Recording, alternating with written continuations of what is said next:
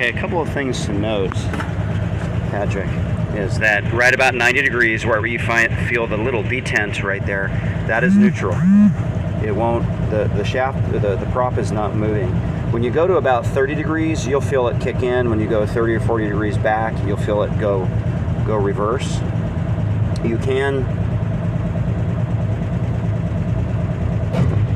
well, you heard it kick in there, and it stopped. Kicks in over there. Also gives it, controls the throttle.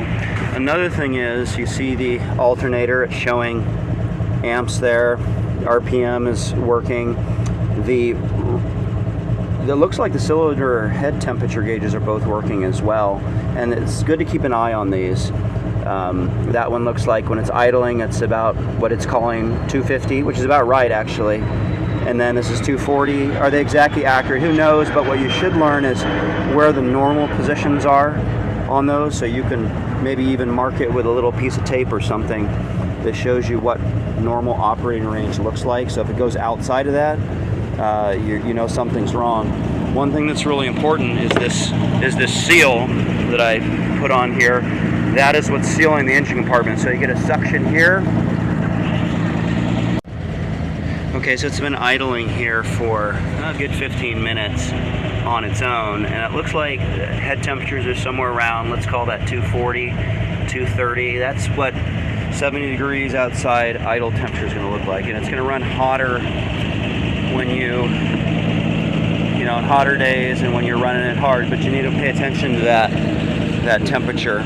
So we're going to look at what happens. This compartment here is what seals, what cools the engine. This has to be sealed, right? So when you lift this, we are now not cooling the engine. So the engine can run for a little bit without, until it gets too hot. So what we'll do is we'll kind of watch it.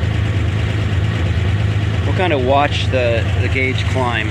So there's about 5 minutes of it running with no cooling, a little higher RPM.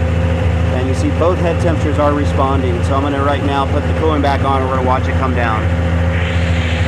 And it's had the 5 or 6 minutes, 7, it's had the cover back on, so it's been cooling, and you can see the head temperatures have come back down. So they're both responding. That's a good thing. Whether they're absolutely accurate, not really important, although they do appear to be accurate. That's usually where Corvair heads run at.